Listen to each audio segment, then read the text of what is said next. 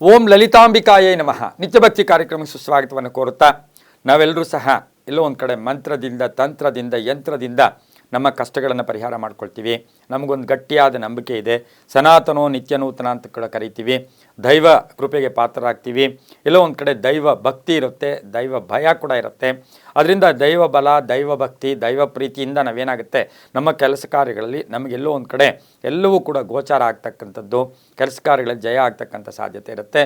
ಅಂತಹ ಒಂದು ಭಕ್ತಿ ಮಾರ್ಗದಲ್ಲಿ ನವವಿಧ ಭಕ್ತಿಗಳಿದ್ದರೂ ಸಹ ಅದರ ಜೊತೆಗೆ ಮಂತ್ರ, ಯಂತ್ರ, ತಂತ್ರ. ಮಂತ್ರಕ್ಕೆ ತಗೊಳ್ತೀವಿ, ಪಠನೆ ಮಾಡ್ತೀವಿ, ಅಷ್ಟೋತ್ರಗಳು ಹೇಳ್ಕೊಳ್ತೀವಿ, ಸ್ತೋತ್ರ ಹೇಳ್ಕೊಳ್ತೀವಿ.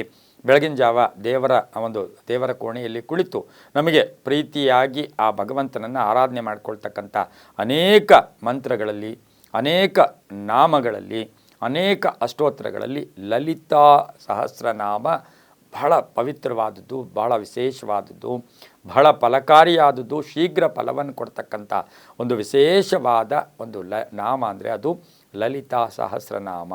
ನಾವು ವಿಷ್ಣು ಸಹಸ್ರನಾಮ ಆಗ್ಬೋದು, ಆದಿತ್ಯ ಹೃದಯ ಆಗ್ಬೋದು, ಸಾಕಷ್ಟು ಲಕ್ಷ್ಮೀ ಅಷ್ಟೋತ್ರ ಇರ್ಬೋದು, ಲಕ್ಷ್ಮೀ ಸಹಸ್ರನಾಮ ಇರ್ಬೋದು, ಎಲ್ಲವನ್ನೂ ಹೇಳ್ಕೊಳ್ಳೋ ಜೊತೆಗೆ ಇದು ಹೇಗೆ ಅಂದರೆ ತ್ರಿಶಕ್ತಿಗಳ ಒಂದು ಬಲ ಇರ್ತಕ್ಕಂಥ ಒಂದು ವಿಶೇಷವಾದ ಸ್ತೋತ್ರ ಅಂದರೆ ಅದು ಲಲಿತಾ ಸಹಸ್ರನಾಮ.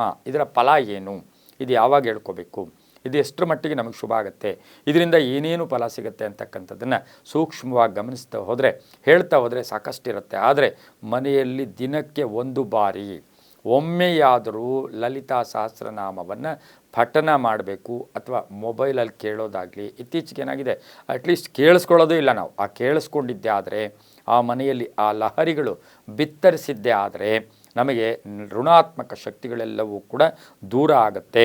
ಇದರಿಂದ ಏನಾಗುತ್ತೆ, ಸಕಲ ದೋಷ ನಿವಾರಣೆಯಾಗತ್ತೆ. ಪೂಜಾ ಸಮಯದಲ್ಲಿ ಬ್ರಾಹ್ಮಿ ಮುಹೂರ್ತ, ಅಭಿಜಿನ್ ಮುಹೂರ್ತ, ಗೋಧೋಳಿ ಮುಹೂರ್ತಗಳಲ್ಲಿ ಲಲಿತಾ ಸಹಸ್ರನಾಮವನ್ನು ಕೇಳಿದಾಗ, ಹೇಳಿದಾಗ ಅದರ ಫಲ ಸಕಲ ದೋಷ ನಿವಾರಣೆಯಾಗತ್ತೆ. ಸಾಧ್ಯವಾದರೆ ನಿಮಗೆ ವಾರ ಎಲ್ಲ ಆಗಲ್ಲ, ನಿಮಗೆ ಆ ಲಲಿತಾ ಸಹಸ್ರನಾಮ ಕೇಳೋಕ್ಕೂ ಆಗಲ್ಲ, ಹೇಳೋಕ್ಕೂ ಆಗಲ್ಲ. ಅಟ್ಲೀಸ್ಟ್ ಕಟ್ಟ ಕಡೆಯ ಭಾಗ ಶುಕ್ರವಾರದ ದಿನ ಆದರೂ ಸಂಧ್ಯಾಕಾಲ, ಗೋಧೋಳಿ ಮುಹೂರ್ತ, ಬ್ರಾಹ್ಮಿ ಮುಹೂರ್ತದಲ್ಲಿ ಈ ಒಂದು ಲಲಿತಾ ಸಹಸ್ರನಾಮವನ್ನು ಯಾರು ಪಠಿಸ್ತಾರೆ, ಯಾರು ಕೇಳ್ತಾರೆ, ಆ ಮನೆಗೆ ಭಾಳಷ್ಟು ಅದೃಷ್ಟ ಬರುತ್ತೆ. ಸರಸ್ವತಿ ಅನುಗ್ರಹ ಆಗುತ್ತೆ, ಲಕ್ಷ್ಮಿ ಅನುಗ್ರಹ ಆಗುತ್ತೆ, ಮಹಾದೇವಿ ಅನುಗ್ರಹ ಆಗ್ತಕ್ಕಂಥ ಒಂದು ಸಾಧ್ಯತೆ ಈ ನಾಮದಲ್ಲಿ ಇರ್ತಕ್ಕಂಥದ್ದು ಕೂಡ ಇರುತ್ತೆ. ಕಟ್ಟ ಕಡೆಗೆ ಶುಕ್ರವಾರ ಆದರೂ ಕೇಳಿಕೊಂಡ್ರೆ ತುಂಬಾ ಒಳ್ಳೆಯದಾಗುತ್ತೆ. ಇನ್ನು ಪರ್ವ ಸಮಯಗಳಲ್ಲಿ, ಗ್ರಹಣ ಕಾಲಗಳಲ್ಲಾಗ್ಬೋದು, ಏಕಾದಶಿಯ ದಿನ ಆಗ್ಬೋದು, ಪಂಚಮಿಯ ತಿಥಿ ಇರ್ತಕ್ಕಂಥ ದಿನ ಆಗ್ಬೋದು, ಹುಣ್ಣಿಮೆ ಚಂದ್ರ ದರ್ಶನ ಮಾಡಿಬಿಟ್ಟಿದೆ ಅಂದರೆ ಹೇಳ್ಕೊಂಬಿಟ್ರೆ ನಿಮಗೆಲ್ಲವೂ ಒಳ್ಳೆಯದಾಗ್ಬಿಡುತ್ತೆ.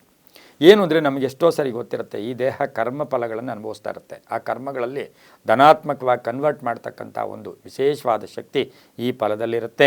ಚಂದ್ರನನ್ನು ದರ್ಶನ ಮಾಡಿ ಹುಣ್ಣಿಮೆಯ ದಿನ ಈ ಒಂದು ಲಲಿತಾ ಸಹಸ್ರನಾಮ ಹೇಳ್ಕೊಂಬಿಟ್ರೆ ತುಂಬಾ ಒಳ್ಳೆಯದಾಗುತ್ತೆ.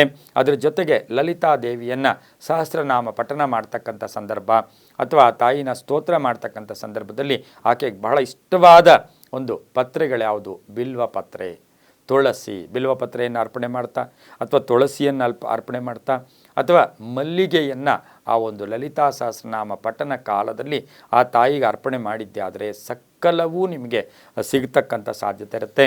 ಇನ್ನು ನೈವೇದ್ಯಕ್ಕೆ ಬಂದಾಗ ಯಾವಾಗಲೂ ಅಷ್ಟೇ, ನಾವು ಏನಾದರೂ ದೇವತಾ ಪೂಜೆ ಮಾಡಿದಾಗ, ದೇವರ ಸ್ತೋತ್ರ ಮಾಡಿದಾಗ ಒಂದು ಚೂರು ಏನಾದರೂ ನೈವೇದ್ಯ ಇಡಲೇಬೇಕು. ಆ ನೈವೇದ್ಯ ಅಮ್ಮನಿಗೆ ಪಾಯಸ ಇಷ್ಟ, ತುಪ್ಪದಿಂದ ಮಾಡಿದಂಥ ಪಾಯಸ, ಚಿತ್ರಾನ್ನ ಆಗ್ಬೋದು, ಪುಳಿಯೋಗರೆ ಆಗ್ಬೋದು, ದಾಳಿಂಬೆಯನ್ನು ಇಟ್ಟಿದ್ದೆ ಆದರೆ ಎಲ್ಲವೂ ಸಿಗುತ್ತೆ. ಬೂದು ಗುಂಬಳಕಾಯಿಯಿಂದ ಮಾಡಿದಂತಹ ಸಿಹಿಯನ್ನು ಆ ತಾಯಿಗೆ ಅರ್ಪಣೆ ಮಾಡಿ ಲಲಿತಾ ಸಹಸ್ರನಾಮ ಹೇಳ್ಕೊಂಡಿದ್ದೆ ಆದರೆ ತುಂಬಾ ಒಳ್ಳೆಯದಾಗುತ್ತೆ.